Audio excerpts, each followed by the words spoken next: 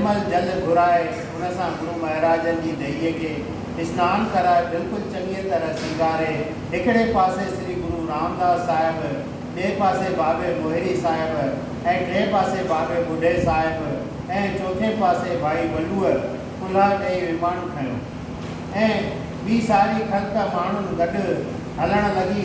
अॻियां केतिरा रबाबी ॻाईंदा ऐं भॼन कंदा, भॼन भाव कंदा पिए हलिया। रस्तनि ते बीठलनि माण्हुनि ख़ूब गुलनि ऐं चंदन धूप आदि सुगंधियुनि जी पिए वर्खा कई ऐं सतगुरनि जे पुटनि चंवर हथ में खणी पिए फेराया ऐं केतिरनि ई प्रेमियुनि सोन चांदीअ जा फल ठाराए ईमान जे मथां पिए उछलाया। फूल खपे पर फल न। गुल त एतिरा वरसाया हुआ ॼण त का गुलनि जी बरसात पई हुई। अहिड़ीअ तरह सारे शहर मां सरगम करे आख़िर दरिया जे किनारे ते आया। हुते तेर चंदन छटे चंदन जी चिकिया ठाहे श्री गुरु अमरदास साहिब जन जो शरीर उन ते रखियाऊं ऐं वरी मथां केतिरा क़िस्मनि जूं सुगंधियूं ऐं घीअ विझी स्वामियुनि जे नालो वठी बाबे मोहिरी साहिब अवल मथे खां ऐं पोइ पेरनि खां अग्नि ॾी। जॾहिं अग्नि संस्कार थी चुको तॾहिं सभई उतां उथिया ऐं ब्यास नदीअ में सनानु करे अची बावली साहिब ते कठा थिया। उते वेही सभिनी गुरु महाराजनि जा गुण यादि कया ऐं चवणु लॻा त गुरुजन असांजे वास्ते केतिरे क़दुरु सुख करे छॾियो हुआ। काल बि जिन पंहिंजे वस रखी छॾियो हो। हाणे स्वामी पाण त वञी सचखंड में वसिया आहिनि, तंहिं करे असांजा उहे सुख हलिया विया। श्री गुरु अमरदास साहिब संबत 1631 वॾे महीने में पूरन मासीअ तिथ ते बाक़ी थोरा ॾींहं रही परम धाम पधारिया। इन्हनि साहिबनि 72 वरे जे जमार में श्री गुरु अंगद साहिब जन जी सेवा चङी तरह कई हुई ऐं बराबरि 12 साल तन मन सां ठहियल करे 84 वरे जे जमार में तख़त नशीन थिया ऐं 22 वर 5 महीना ऐं 21 ॾींहं पाछाई करे 156 वरनि जे जमार में परलोक पधारिया। संदन पिता जो नालो भाई तेजूराम ऐं माता जो नालो रूप कौर ऐं स्त्रीअ जो नालो रामी हो। खेनि 2 फर्जंद बाबो मोहन साहिब ऐं बाबो मोहिरी साहिब ऐं 2 न्याणियूं माता दानी ऐं भानी नाले हूंदियूं हुयूं। श्री गुरु अमरदास साहिब जन जे परलोक पधारण खां पोइ सोढी कुल सिरोमर श्री गुरु रामदास साहिब पूरन सतगुरु सिंघासन ते वेठा। हू साहिब महागुणवान माया खां अलेप अहिड़ा त तख़्त ते सोभिया थे ॼण के आकाश में चोथों सूरज चढ़ियो आहे।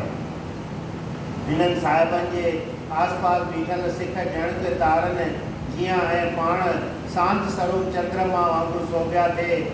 माण्हू संदसि झलकेदार स्वरूप ॾिसी ॾाढो प्रसन्न थिया ऐं पंहिंजा वॾा भाग ॼातऊं। 2 ॾींहंनि गुज़रण बैदि सभिनी दरिया जे किनारे ते आया जिते श्री गुरु अमरदास साहिब जन जो दाह कर्म कयो हुआऊं। उते पहुची सभिनी हाठीअ खे मथे टेकियो ऐं ईअं कंदे कंदे श्री गुरु रामदास साहिब जे अखियुनि मां पाणी अची छुटियो, जंहिंखे ॾिसी बाबे मोहिरी साहिब जो पिणु मन भटिजी वियो ऐं शोक करणु लॻो। ॿियनि खे पिणु इन्हीअ तरह शोक थियणु लॻो। इहा हालत ॾिसी बाबे बुढे साहिब सभिनी खे चयो त हीउ छा था कयो? तव्हांखे सतगुरनि जो कहिड़ो फरमान हो त शोक बिल्कुलु न कयो पर हरीअ जे सिमरन कयो। पोइ बि अवी सतगुरनि जे वचन खे ओरांगे बीठा शोक था करियो। तव्हांखे ईअं स्वामियुनि जे वचन मञणु योग्य न आहे। बाबे बुढे साहिब जन जा वाक्य ॿुधी सभिनी पंहिंजे अखियुनि मां वहंदड़ जल रोके विधो ऐं हरीअ जो नाम जपण लॻा ऐं जंहिंसां गॾु गॾु सखियूं बि संखियूं बि कठियूं कंदा रहिया ऐं उते हिकिड़े सुंदर वस्त्र में ॿधी भाई सावण मल खे ॾिनऊं जो सिधो खणी वियो गंगाजीअ ते। तंहिंखां पोइ बि सभु क्रिया लाइ सभई मोटी आया। श्री गुरु रामदास साहिब रोज़ सुबुह जो बावली साहिब ते अची वेहंदा हुआ, जिते संदन दर्शन करण लाइ अॻे हज़ारनि जे तादाद में माण्हू कठा थी वेठा हूंदा हुआ। नबाबी शब्द कीर्तन कंदा हुआ। देग जो कमु पिणु हमेशह लाइ चालू हूंदो हो। ईअं श्री गुरु रामदास साहिब मुक़ररु करे विया हुआ, जंहिं मां हज़ारे जी भोजन खाईंदा हुआ। जॾहिं तेरहों ॾींहुं तॾहिं गोविंदवाल में मां भारी मेलो लॻायूं ऐं अनेक प्रकार जा भोजन तयारु कयूं, जिते सभिनी भिखनि जा माण्हू अची कठा थिया। उन्हनि सभिनी श्री रामदास साहिब खे सतगुरु अमरदास साहिब जंहिंजो रूप ॼाणी गुरु करे मञण लॻा। तंहिंखां पोइ सभिनी भोजन खाधो ऐं सिख सिंगत पिणु आनंद पातो। श्री गुरु अमरदास साहिब कुल 22 मंजूं पंहिंजे कृपा सां बख़्शियूं हुयूं, जिन सतगुरनि जे फरमोद मूजिब लोकनि जे पे उधार कयो। उहे सभु सिधो वॾो गुरुद्वारे जे हथ हेठां हुयूं। इहे सभु सिधो वॾे गुरुद्वारे जे हथ हेठां हुयूं। जीअं अकबर बादशाह जे हथ हेठां 22 नवाब रहंदा हुआ ऐं पिणु पाण उन्हनि जे बादशाह हूंदो हो। भोजन वरताइण खां पोइ उन्हनि 22 बख़्शीश्वरनि श्री गुरु अमरदास साहिब जन जे अॻियां भेटाऊं रखी मथो टेकियो। गुरु रामदास साहिब जन जे अॻियां भेटाऊं रखी मथो टेकियो। पंहिंजो सतगुरु मञियो। अहिड़ीअ वॾियाईअ खे ॾिसी श्री गुरु अमरदास साहिब जन जा फर्जंद सहारे न सघिया। जेतोणीकि संदन पिता जो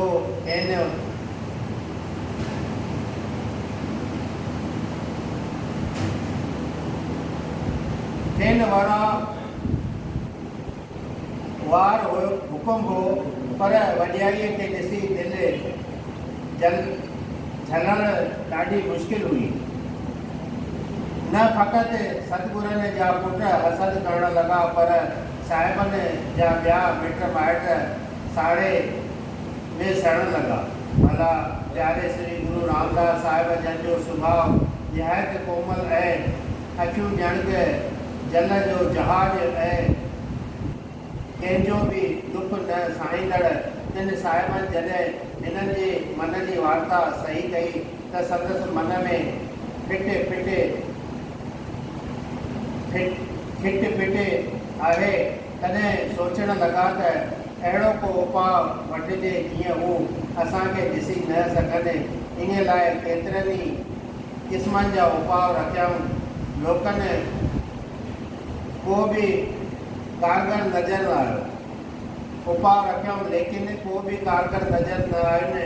आख़िर घर में घिरी वञी माट करे वेही रहिया ऐं अंतर वृतीअ जे सुख पाए अठई पैर श्री गुरु अमरदास साहिब जन जे ध्यानधारे शांतीअ में रहंदा हुआ।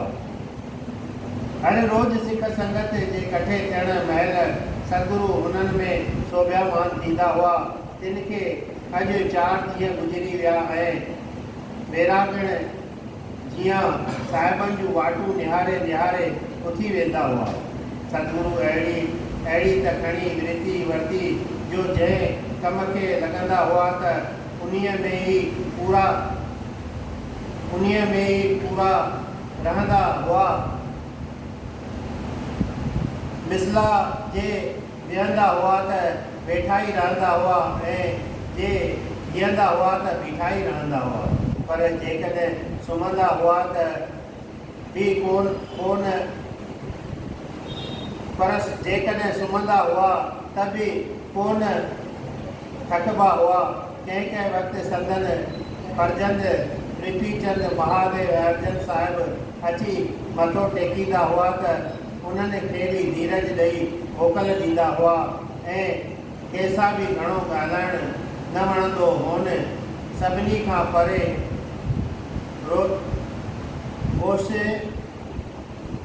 उशायतो वेठा रहंदा हुआ।